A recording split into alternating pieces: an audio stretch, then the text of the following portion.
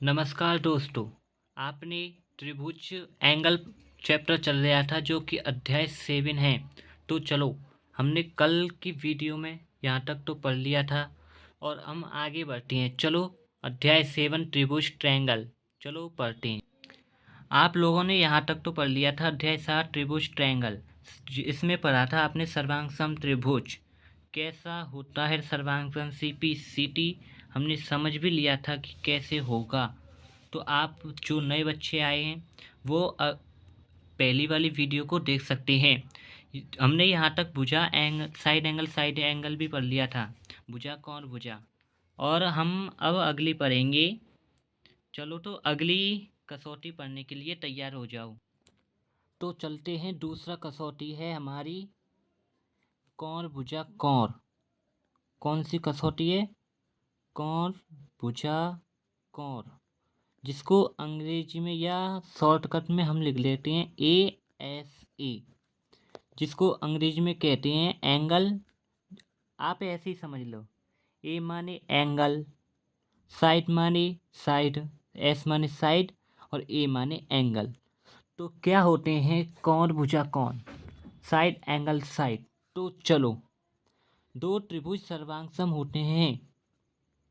क्या होते हैं? यदि एक ट्रायंगल या त्रिभुज के के दो कोण और उसकी अंतर्गत भुजा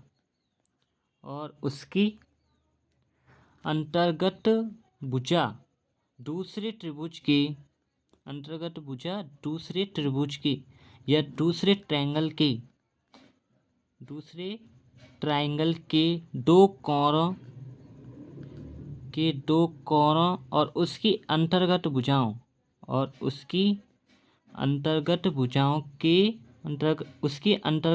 के बराबर हों।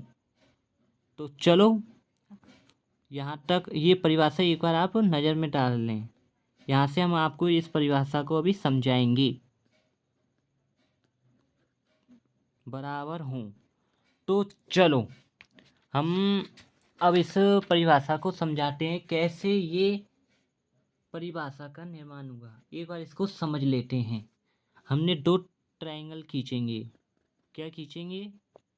दो ट्रायंगल, जिसको हम मान लेते हैं ABC। तो अब दूसरा ट्रायंगल खींचते हैं जिसको हम मानेंगे PQR।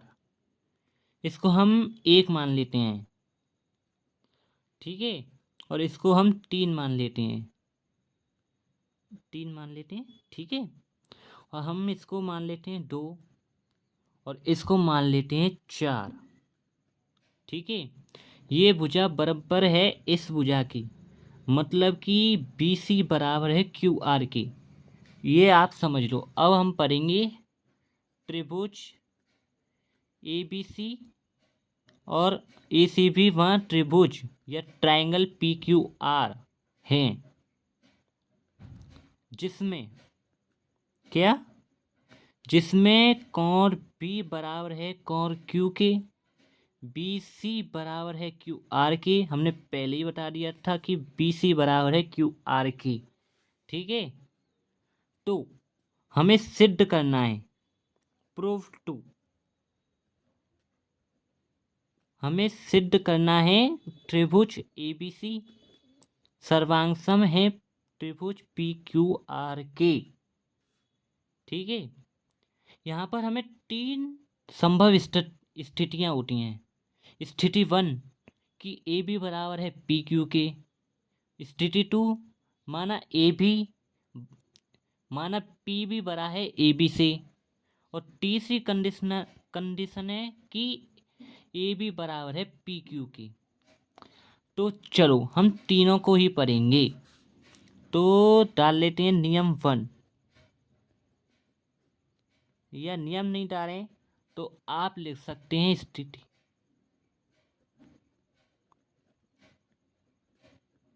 ठीक है।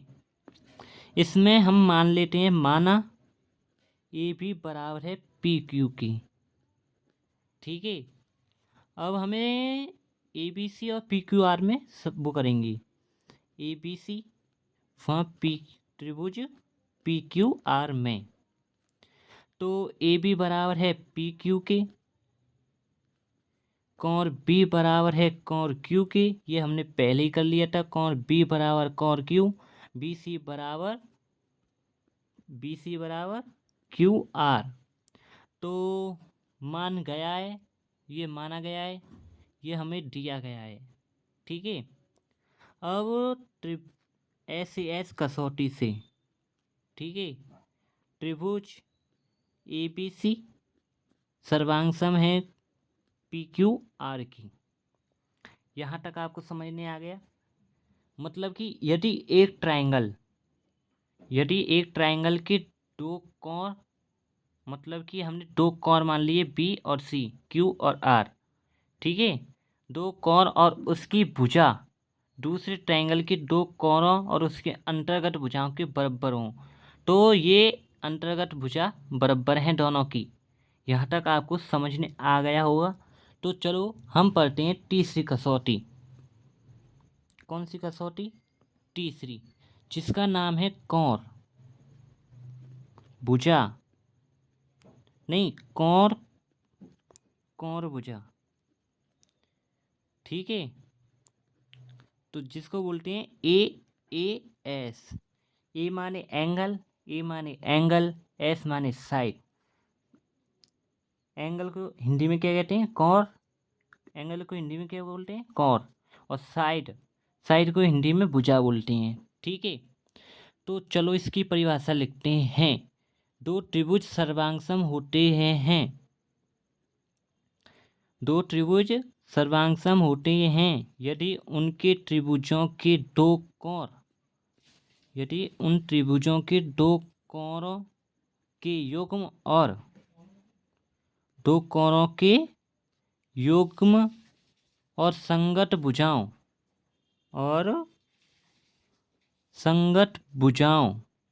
या जिसको हम कोष्टक में ऐसे लिखते हैं अंतर्गत भुजा नहीं, संगत भुजा में क्या होती हैं? अब आपको लगा होगा संगत भुजा होती क्या है। तो जो अंतर्गत भुजा होती हैं उनको संगत भुजा नहीं बोलती, और जो अंतर्गत भुजा नहीं होती उन्हें संगत भुजा बोलते हैं।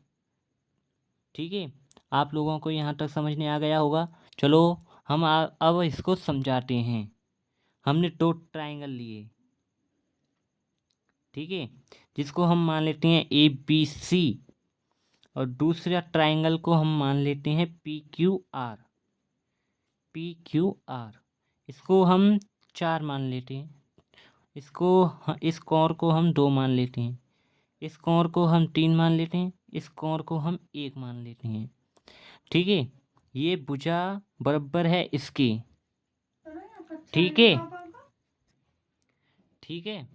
ये भुजा बराबर है, मतलब कि बी सी बराबर है क्यू आर के। हमने पहले भी यही पढ़ा था।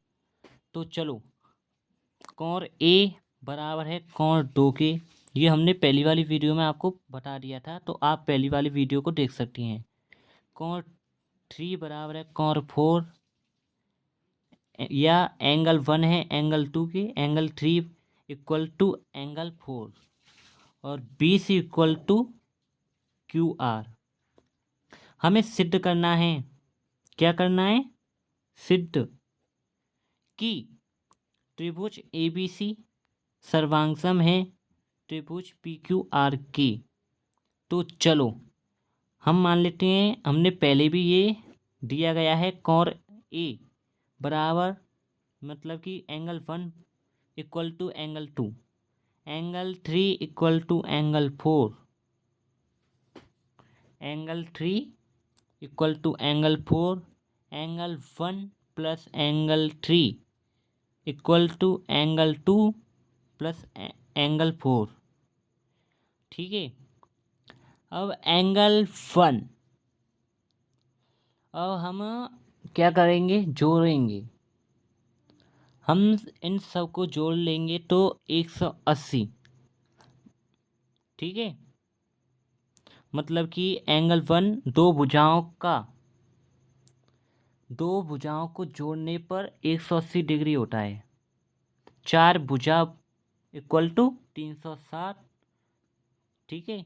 1 भुजा इक्वल टू 90। आप लोगों को यहाँ तक तो समझ में आ गया होगा। हमने ये दोनों जोड़ लिए हैं, प्लस कर लिए हैं। आप यह ना सोचें ये कैसे हो गया, 180 कहाँ से आ गया। तो एंगल सी, ठीक है, angle C equal to 180 minus angle R. अब यहाँ तक आपको समझ में आ गया होगा। अब हम एंगल, अब क्या हो गया ये, अब एंगल सी बराबर इक्वल टू एंगल आर। यहाँ से आपको समझ में आ गया होगा। एंगल सी बराबर एंगल आर के हो गया। 180 से 180 ख़त्म, तो क्या बचे, एंगल सी, और क्या बचा, एंगल आर, ठीक है। एंगल सी और एंगल आर बचा। तो चलो अब हम क्या करेंगे, त्रिभुज ए बी सी व त्रिभुज पी क्यू आर में angle 3 equal to angle 4 B C equal to Q R, ये हमें दिया गया है। और एंगल सी बराबर एंगल आर, जो कि हमने अभी सिद्ध किया है। तो क्या हो गया, ए एस कसौटी एंगल साइड एंगल सी, त्रिभुज ए बी सी सर्वांगसम है त्रिभुज पी क्यू आर के, ठीक है। यहाँ तक आपको समझ में आ गया। तो चलो अब हम चौथी भुजा समझते हैं, जिसका नाम है भुजा भुजा भुजा भुजा भुजा और भुजा, जिसको हम इंग्लिश में बोलते हैं साइड साइड साइड, ठीक है। एस माने साइड होता है। तो ये हम इसकी परिभाषा लिख लेते हैं पहले। यदि एक त्रिभुज की तीनों भुजाएं, एक त्रिभुज की तीनों भुजाएं एक अन्य त्रिभुज, तीनों भुजाएं एक अन्य त्रिभुजों की एक अन्य त्रिभुज की तीनों भुजाओं के बराबर हों, अन्य त्रिभुज की तीनों भुजाओं के बराबर हों, तो वे त्रिभुज, मतलब कि वे दोनों त्रिभुज सर्वांगसम होते हैं। क्या होते हैं, सर्वांगसम। तो चलो इसको भी हम सिद्ध करते हैं। अब हमें सिद्ध क्या करना है, पहले देख लेते हैं। हम सिद्ध करना है हमें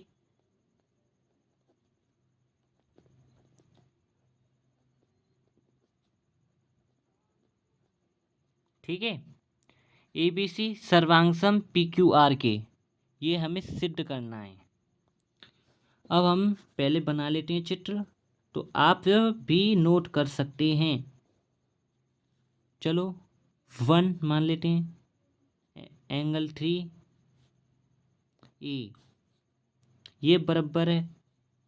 रुको, अब बराबर पीछे दिखाएंगे हम आपको, पहले चित्र बना लेते हैं आराम से, ठीक है। ज़्यादा वो होने की ज़रूरत नहीं है। चलो ऐसा ही हम एक पीछे की ओर बनाएंगे, ठीक है। एक त्रिभुज आगे पीछे दोनों की तरह हम आपको सिद्ध करके दिखाएंगे सर्वांगसम, ये सर्वांगसम है या नहीं, ठीक है। इसको 6 मान लेते हैं, इसको 2 मान लेते हैं, और इसको 5 मान लेते हैं। इस रेखा को हम T मान लेते हैं, इसको 8 मान लेते हैं, इसको 10 मान लेते हैं। ये P, ये Q, ये R और ये S, इसको 4 मान लेते हैं, ठीक है।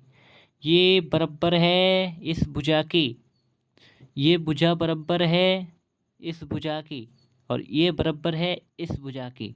यहाँ तक आप लोगों को पहले ही पढ़ा दिया था। तो चलो, दो त्रिभुज ए बी सी व पी क्यू आर इस प्रकार हैं कि ए बी बराबर है पी क्यू के, ए बी बराबर है पी क्यू के, B C equal to Q R, B C equal to Q R, A C equal to P R. हमें सिद्ध करना है त्रिभुज ए बी सी सर्वांग सम है पी क्यू आर की। तो चलो, यहाँ तक हमने चित्र बना लिया, तो चलो हम आगे करते हैं। ठीक है, तो चलो हमें में सिद्ध करना है ए बी सी सर्वांग सम है पी क्यू आर की। तो बी सी सबसे बड़ी भुजा है। ठीक है, कौन सी भुजा है? B C. इसको हम मान लेते हैं। माना बी सी सबसे बड़ी भुजा है। मैं बोल रहा हूँ, आप नोट भी कर सकते हैं। मैं यहाँ नोट नहीं करूँगा क्योंकि आप भी कुछ करें। तो चलो, माना, लिखो, नोट करो आप। माना बी सी सबसे बड़ी भुजा है। क्यू एस और आर एस इस प्रकार खींचे हैं। मतलब कि क्यू, हम आपको यूं ही थ्योरी नहीं लिखवाएंगे, आपको यूं ही समझाएंगे। ठीक है, क्यू एस और आर एस इस प्रकार हैं कि हमने ये इस प्रकार खींचे हैं कि यहाँ एंगल 1 नहीं, अरे हाँ, एंगल 1 इक्वल टू है एंगल 2 के और एंगल 3 इक्वल टू है एंगल 4 के। तो पी एस मिलाया है, मतलब कि पी एस, ये हमने डॉट डॉट करके दिखाया है ना, ये हमने मिला लिया। तो एंगल पी क्यू एस को ये समद्विभाजित भी करते हैं। क्या करते हैं? समद्विभाजित। तो पी एस को टी पर मिलता है, पी एस टी पर मिलता है, बीच में एक अभिलंब है ना। तो angle 5 equal to angle 6, angle 6। यहाँ तक आपको समझ में आ गया? यहाँ हम आपको समझाएंगे, सिर्फ आप अच्छे से समझें। तो चलो, हम ए बी सी और ट्रायंगल क्यू आर एस से, या मैं कुछ भी लिख सकते हैं, angle 1 equal to angle 2, B C equal to Q R. ठीक है, ये हमें दिया गया है। और एंगल 3 इक्वल टू एंगल 4, ये भी हमें दिया गया है।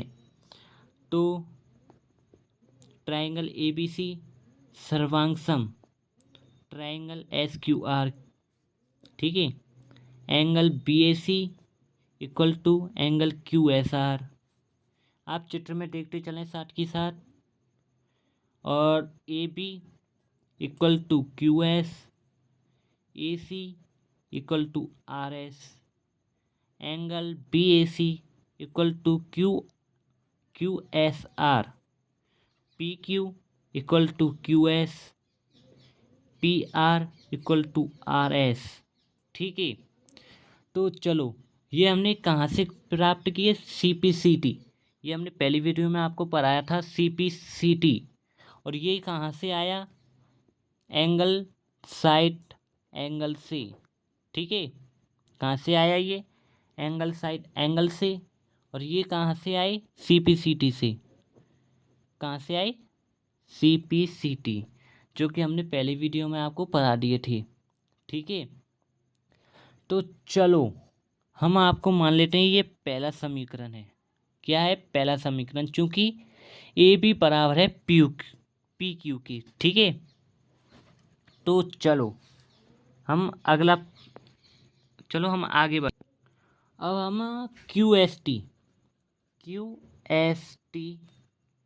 व ट्रायंगल क्यू पी टी में Q S equal to P Q, angle 5 equal to angle 6, जैसा कि हमें ऊपर दिया गया है, जो हमने प्राप्त किया था। ठीक है, क्यू टी बराबर क्यू टी, ये कौन सा वो हो गया, उभयनिष्ठ। ठीक है, ये उभयनिष्ठ है। तो चलो क्यू एस टी सर्वांग सम ट्रायंगल क्यू पी टी, ये कहाँ से आया, हमें S A S side angle side से। ठीक है, एंगल 7 इक्वल टू 7 8। ठीक है, यहाँ तक हमें इसी प्रकार हम सिद्ध कर सकते हैं, हम सिद्ध भी कर सकते हैं एंगल 9 बराबर एंगल 10। ठीक है, समीकरण 2+3, समीकरण 2 व 3 को जोड़ने पर, अब आप कहेंगे 3 कौन सा एंगल है, ये हमने ये सिद्ध भी कर सकते हैं। ठीक है, अब हमने आपको एंगल 2 तो बता दिया था ना, एंगल 2 कौन सा है, जल्दी बताइए, आप लोगों ही बताइए एंगल 2 कौन सा हुआ इसमें, जल्दी बताइए। तो चलो एंगल 2 हुआ एंगल 7 इक्वल टू एंगल 8। ये समीकरण दूसरा बन गया जो कि हमें सीपीसीटी से प्राप्त हुआ था। क्या, सीपीसीटी से, अगली वीडियो देख सकते हैं आप। तो हम समीकरण 2 व 3 को जोड़ने पर एंगल 7 प्लस एंगल 9, ठीक है, equal to angle 8 plus angle 10। तो angle Q S R equal to angle Q P R, angle Q S R equal to angle B A सी।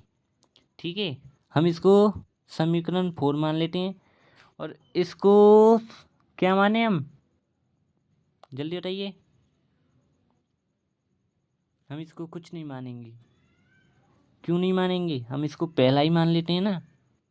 या आप 5 भी मान सकते हैं, ऐसा कुछ नहीं है, आप कुछ भी मन करें, वो आपकी समझ के हिसाब से है।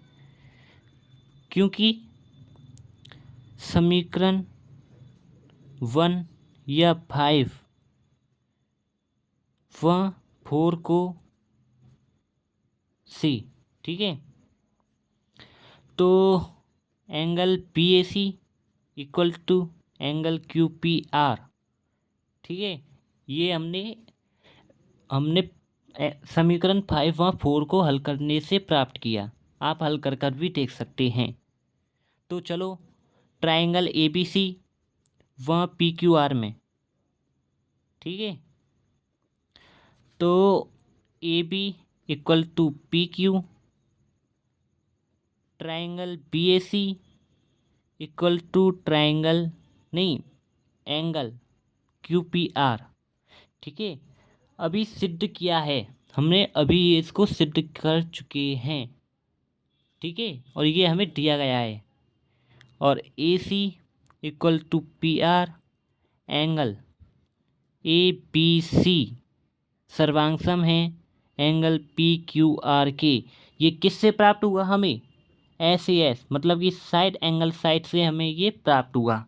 तो अगली कसौटी है हमारी 5, जिसका नाम है समकोण कर्णभुजा।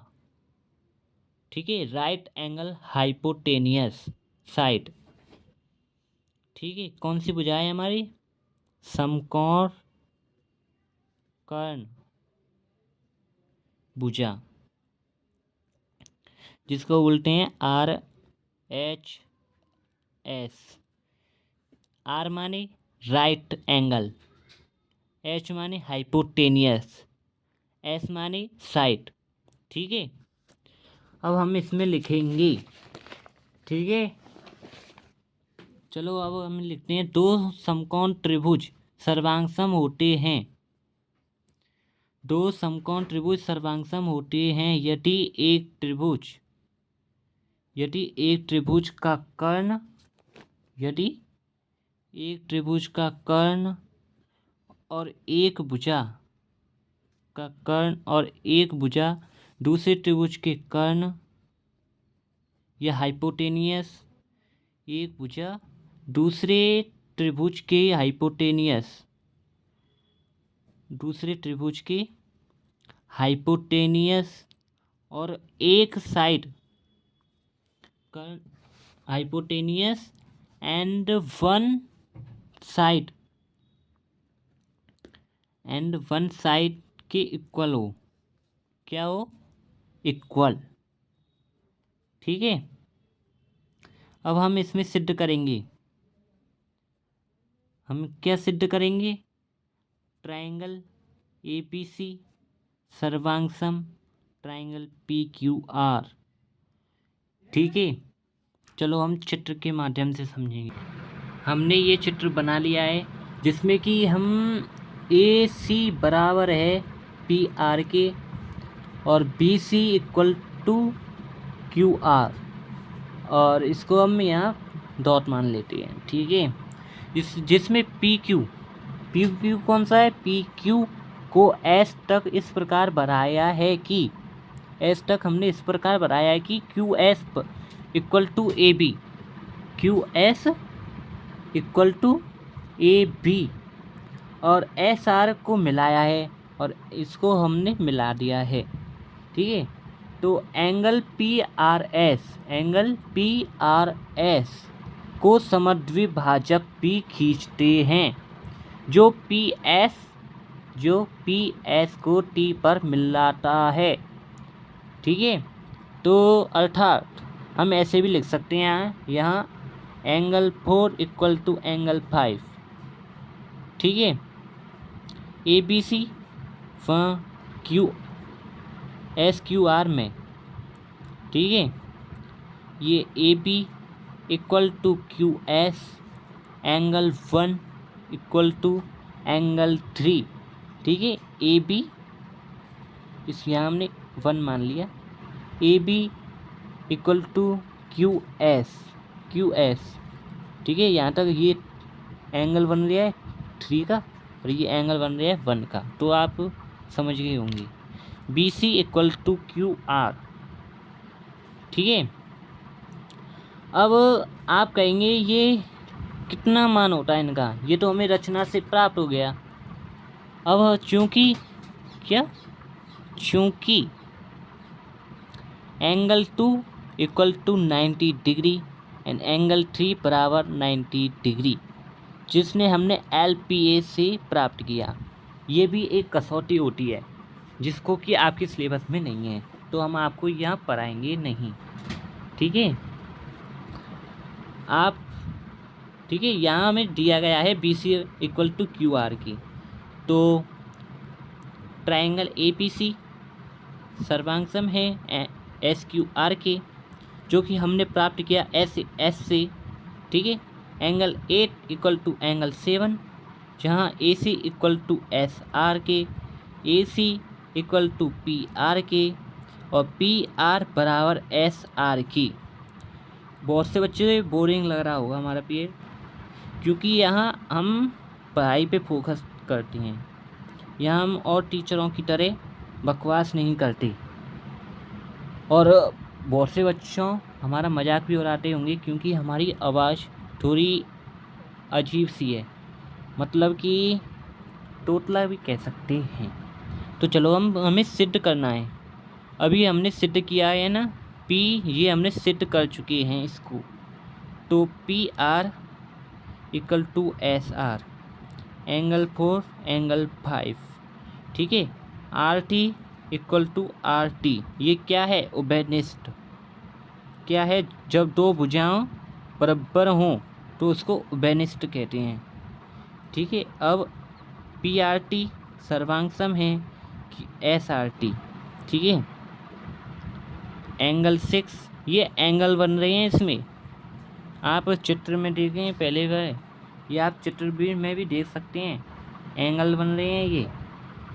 तो चलो angle 6 angle 8 equal to angle 7 angle 6 equal to angle 8।